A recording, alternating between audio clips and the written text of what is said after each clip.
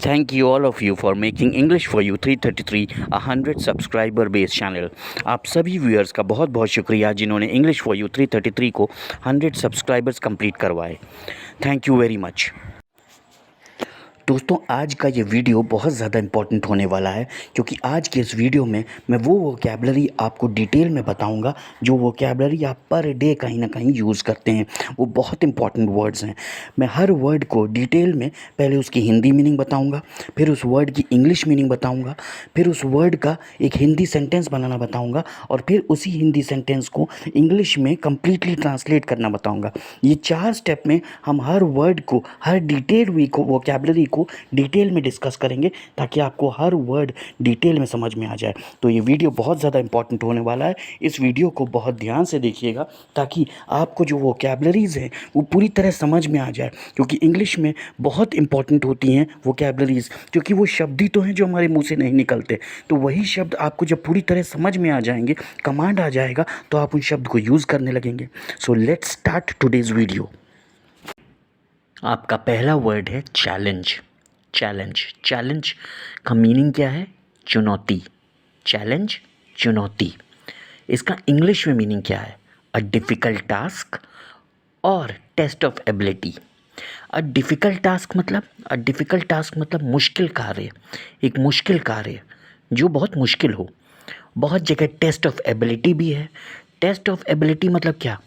आपकी योग्यता कि आप ये काम कर सकते हैं कि नहीं, क्षमता। टेस्ट ऑफ एबिलिटी मतलब क्षमता, है ना।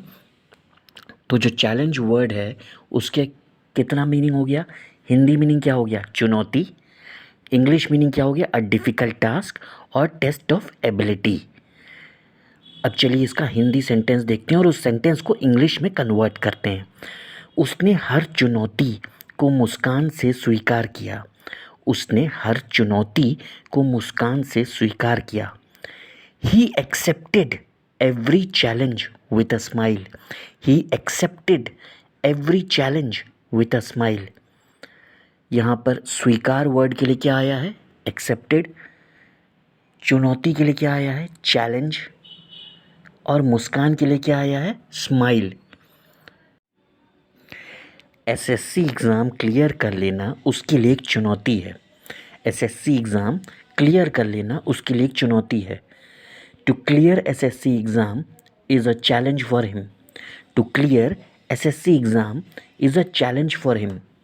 यूपीएससी क्लियर कर लेना उसके लिए एक चैलेंज है। यूपीएससी क्लियर कर लेना उसके लिए एक चुनौती है।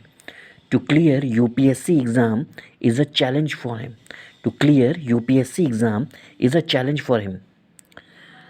कांग्रेस के लिए बीजेपी को हराना एक चुनौती है। कांग्रेस के लिए बीजेपी को हराना एक चुनौती है। To defeat BJP is a challenge for Congress. To defeat BJP is a challenge for Congress. इस तरह आपका ये जो चैलेंज वर्ड की वोकैबलरी है आपको अच्छे से समझ में आ गई होगी कि उसका हिंदी मीनिंग क्या है, उसका इंग्लिश मीनिंग क्या है, उसको जो हिंदी में सेंटेंस होते हैं उसको इंग्लिश में कैसे ट्रांसलेट करते हैं, ये आपको अच्छे से समझ में आ गया होगा। अब हर वर्ड का हम लोग इसी तरह पूरा डिटेल जो है स्टडी करेंगे। चलिए नेक्स्ट वर्ड देखते हैं। Next word is routine. Routine routine का मतलब है दिनचर्या। रूटीन की हिंदी मीनिंग क्या है? दिनचर्या। इंग्लिश मीनिंग उसकी क्या है? A regular way of doing things. A regular way of doing things. तो रूटीन की हिंदी मीनिंग है दिनचर्या और इसकी इंग्लिश मीनिंग क्या है? A regular way of doing things. ठीक, चलिए इसका हिंदी सेंटेंस देखते हैं। मेरी सुबह की दिनचर्या में योग ज़रूरी है। मेरी सुबह की दिनचर्या में योग ज़रूरी है। इंग्लिश को में कैसे ट्रांसलेट करेंगे? Yoga is essential in my morning routine.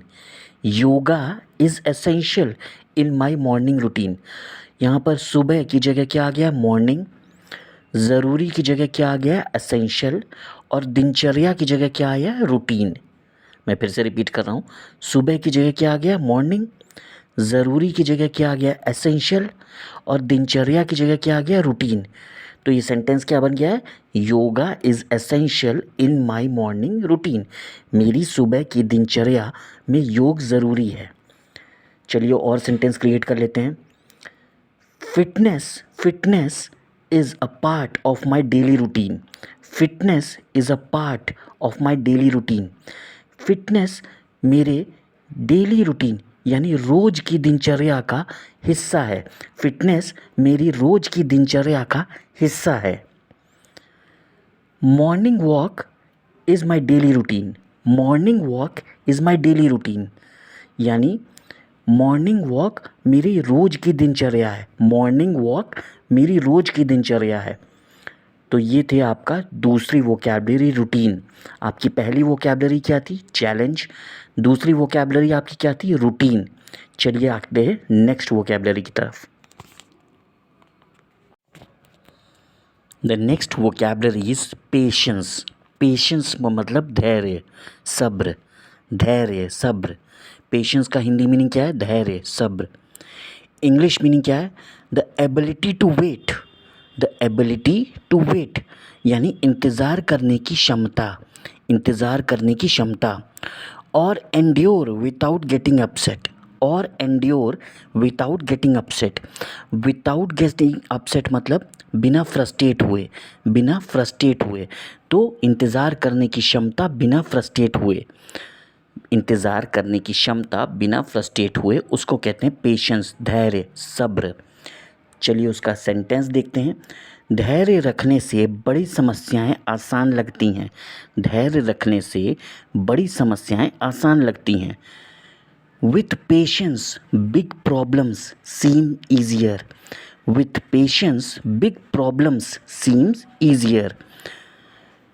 धैर्य रखने से की जगह क्या आ गया, विथ पेशेंस, बड़ी समस्याओं की जगह क्या आ गया, बिग प्रॉब्लम्स, और आसान लगती हैं की जगह क्या आ गया, सीम्स ईजियर। तो धैर्य रखने से बड़ी समस्याएं आसान लगती हैं, with patience big problems seems easier. चलिए कुछ और सेंटेंस क्रिएट करते हैं। सब्र का फल मीठा होता है, सब्र का फल मीठा होता है। The result of patience, the result of patience is good, the result of patience is good, सब्र का फल मीठा होता है। The result of patience is sweet, the result of patience is sweet. या आप ये भी कह सकते हैं the fruits of patience are sweet, the fruits of patience are sweet, सब्र का फल मीठा होता है। अगर तुम सब्र करोगे तो अच्छे दिन आएंगे, अगर तुम सब्र करोगे तो अच्छे दिन आएंगे। If you will have patience, if you will have patience, good days will come. If you will have patience, good days will come. अगर तुम सब्र करोगे तो अच्छे दिन आएंगे। If you will have patience, good days will come. चलिए अब नेक्स्ट वोकैबलरी देखते हैं। अब नेक्स्ट वोकैबलरी है कॉन्फिडेंट। ये हर इंसान की ज़िंदगी की बहुत इम्पॉर्टेंट वोकैबलरी है, कॉन्फिडेंस। इसका हिंदी मीनिंग क्या होता है, आत्मविश्वास, आत्मविश्वास। इंग्लिश मीनिंग क्या होता है, believing in your self and your abilities, believing in your self and your abilities, अपने ऊपर विश्वास रखना और अपनी काबिलियत पर विश्वास रखना, अपनी क्षमताओं पर विश्वास रखना। Believing in your self and your abilities, ठीक है। आत्मविश्वास रखना, believing in your self and your abilities, ये आपकी कॉन्फिडेंस की मीनिंग हो गई। अब इसका चलिए सेंटेंस देखते हैं। वह मंच पर पूरे आत्मविश्वास से बोली, वह मंच पर पूरे आत्मविश्वास से बोली। She spoke on stage with confidence, she spoke on stage with confidence. मंच की जगह क्या आ गया है, स्टेज। आत्मविश्वास की जगह क्या आया है, कॉन्फिडेंस। और बोली की जगह क्या आया है, स्पोक। वह मंच पर आत्मविश्वास से बोली, she spoke on stage with confidence, ठीक। अब चलिए कुछ और सेंटेंस क्रिएट करते हैं। हमारे प्रधानमंत्री नरेंद्र मोदी मंच पर पूरे कॉन्फिडेंस से बोलते हैं, हमारे प्रधानमंत्री नरेंद्र मोदी मंच पर पूरे कॉन्फिडेंस से बोलते हैं। Our P M Narendra Modi, our P M Narendra Modi speaks with full confidence on stage. Our PM Narendra Modi speaks with full confidence on stage. Interview देने के लिए कॉन्फिडेंस बहुत ज़रूरी है. इंटरव्यू देने के लिए कॉन्फिडेंस बहुत ज़रूरी है. To give the interview, confidence is very important. To give the interview, confidence is very important. Interview देने के लिए कॉन्फिडेंस बहुत ज़रूरी है. To give the interview, confidence is very important. To give the interview, confidence is very important. Khan sir पूरे confidence से GS पढ़ाते हैं. खान सर पूरे कॉन्फिडेंस से जीएस पढ़ाते हैं. Khan sir teaches GS with full confidence. Khan sir teaches GS with full confidence. Right तो ये थी कॉन्फिडेंस की वोकैबलरी. आप इसको अच्छे से यूज़ कर सकते हैं और इसकी अच्छे से प्रैक्टिस कर सकते हैं. चलिए नेक्स्ट वोकैबलरी की तरफ बढ़ते हैं. अब नेक्स्ट इम्पॉर्टेंट वोकैबलरी है प्रोक्रास्टिनेट. ये बहुत इंपॉर्टेंट वर्ड है. प्रोक्रास्टिनेट. प्रोक्रास्टिनेट इसका मीनिंग क्या होता है? इसका मतलब होता है टाल मटोल करना. आज का काम कल पर टालना. आज का काम कल पर टालना. इंग्लिश मीनिंग देखते हैं. To delay doing something. To delay doing something यानी कोई काम डिले करना, देर करना, टाल मटोल की आदत बना लेना. चलिए हिंदी सेंटेंस देखते हैं. टाल मटोल करने से काम का बोझ बढ़ता है. टाल मटोल करने से काम का बोझ बढ़ता है. Procrastination increases the workload. Procrastination increases the workload. ठीक. काम का बोझ बढ़ता है, क्या हो गया? वर्कलोड. टाल मटोल क्या हो गया? प्रोक्रास्टिनेशन. और बढ़ता है क्या हो गया? इंक्रीजेस. तो प्रोक्रास्टिनेशन इंक्रीजेस द वर्कलोड. चलिए और सेंटेंस क्रिएट करते हैं. असफलता का मुख्य कारण टाल मटोल करना है. असफलता का मुख्य कारण टाल मटोल करना है. Procrastination is the main reason for unsuccess. Procrastination is the main reason for unsuccess. असफलता का मुख्य कारण टाल मटोल करना है. Procrastination is the main reason for unsuccess. 99% लोग टाल मटोल करने की बीमारी से आदी हैं. 99% लोग टाल मटोल करने की बीमारी के आदी हैं. 99% people are used to the problem of procrastination. 99% people are used to the problem of procrastination. Right. चलिए अब नेक्स्ट वोकैबलरी देखते हैं. दोस्तों अगर आप ये वीडियो अभी तक देख रहे हैं तो और वीडियो आपको पसंद आ रहा है तो आप इस वीडियो को लाइक करिए, चैनल को सब्सक्राइब करिए ताकि वीडियो बनाने की हमारी मेहनत को मोटिवेशन मिल सके. नेक्स्ट वोकैबलरी है प्रायोरिटी. प्रायोरिटी मतलब प्राथमिकता देना. प्रायोरिटी मतलब प्राथमिकता देना. चलिए इंग्लिश मीनिंग देखते हैं. Something that is more important than others. Something that is more important than others यानी आपके पास कुछ काम है, उन कुछ कामों में से जो काम ज़रूरी है, ज़्यादा इम्पॉर्टेंट है बाकियों की तुलना में. दैन लगा हुआ है ना. Something that is more important than others. तो दैन मतलब क्या हो जाता है? तुलना में. ठीक. तो वो काम जो बाकियों की तुलना में ज़्यादा ज़रूरी है उसको कहते हैं प्रायोरिटी देना, प्राथमिकता देना. चलिए अब सेंटेंस देखते हैं.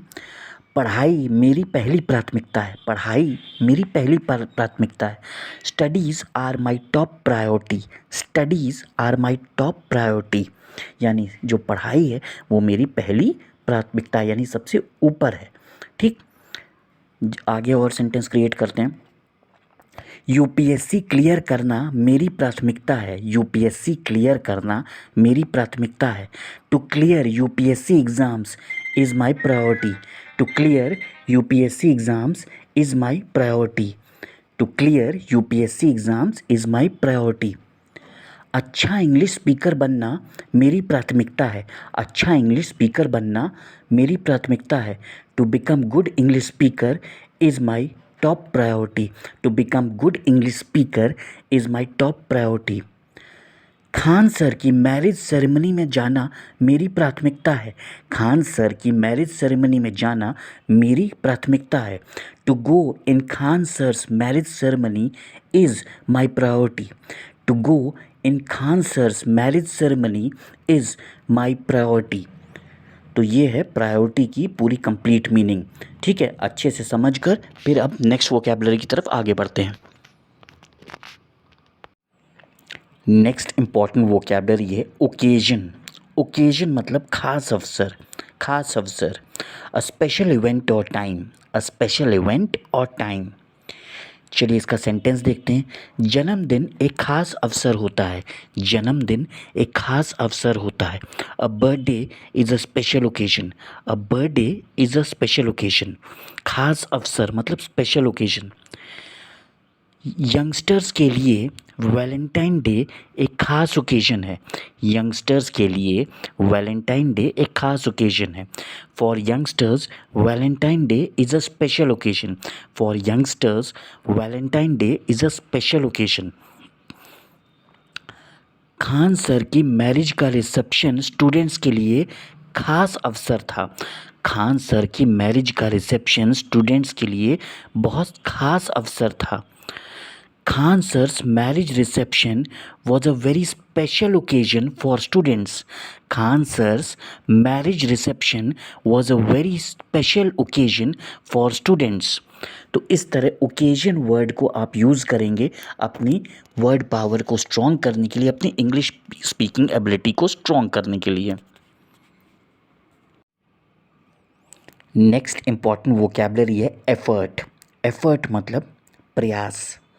इंग्लिश में बोलें तो हार्ड वर्क, प्रयास, हार्ड वर्क और अटेम्प्ट। सेंटेंस कैसे क्रिएट करेंगे? उसकी सफलता उसके प्रयासों का नतीजा है। उसकी सफलता उसके प्रयासों का नतीजा है। His success is the result of his efforts. His success is the result of his efforts. उसकी जो सफलता है वो उसके प्रयासों का नतीजा है।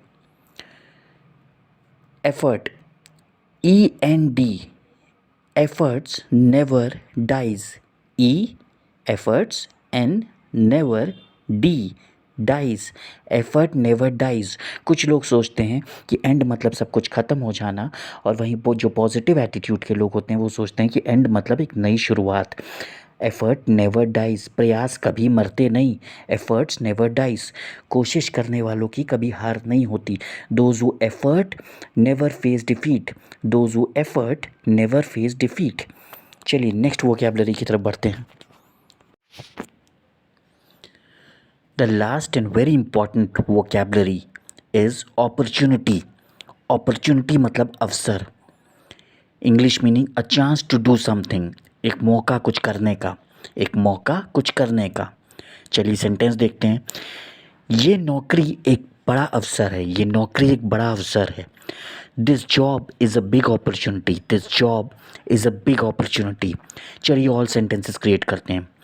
एक्सपोर्ट इंपोर्ट बिजनेस करना एक बहुत बड़ा मौका है, एक बहुत बड़ा अवसर है। एक्सपोर्ट इंपोर्ट बिजनेस करना एक बहुत बड़ा अवसर है। To do business of export import is a very big opportunity. To do business of export import is a very big opportunity. Export import का business करना एक बहुत बड़ा अवसर है। To do business of export import is a very big opportunity. Physics Wallah में teacher बनना एक बहुत बड़ी अपॉर्चुनिटी है। फिज़िक्स वाला में टीचर बनना एक बहुत बड़ा अवसर है। To become a teacher in Physics Wallah is a very big opportunity. To become a teacher in Physics Wallah is a very big opportunity. Physics Wallah में टीचर बनना एक बहुत बड़ा मौका है। To become a teacher in Physics Wallah is a very big opportunity. इस तरह से जितनी भी वोकैबलरीज़ इस वीडियो में यूज़ हुई हैं, ये सारी वोकैबलरीज़ को आप डिटेल में फिर से दोबारा देख लीजिए, नोट्स बना लीजिए और इन वोकैबलरीज़ को खूब अच्छे से प्रैक्टिस करके यूज़ करिए, ताकि आपकी इंग्लिश स्पीकिंग पावर जो है ना वो बढ़ जाए, इंग्लिश बोलने की जो झिझक है ना वो ख़त्म होने लगे, राइट। मुझे उम्मीद है कि ये वीडियो आपको बहुत पसंद आया होगा, क्योंकि इसमें जितनी भी वोकैबलरीज दी हैं वो सारी वोकैबलरीज को मैंने बहुत डिटेल में समझाया है। मुझे पूरी उम्मीद है कि आपको अच्छे से समझ में आया होगा। If you like the video then subscribe the channel right now. Have a great time and enjoy yourself. दोस्तों, अगर आप ये वीडियो अभी तक देख रहे हैं तो और वीडियो आपको पसंद आ रहा है तो आप इस वीडियो को लाइक करिए, चैनल को सब्सक्राइब करिए, ताकि वीडियो बनाने की हमारी मेहनत को मोटिवेशन मिल सके।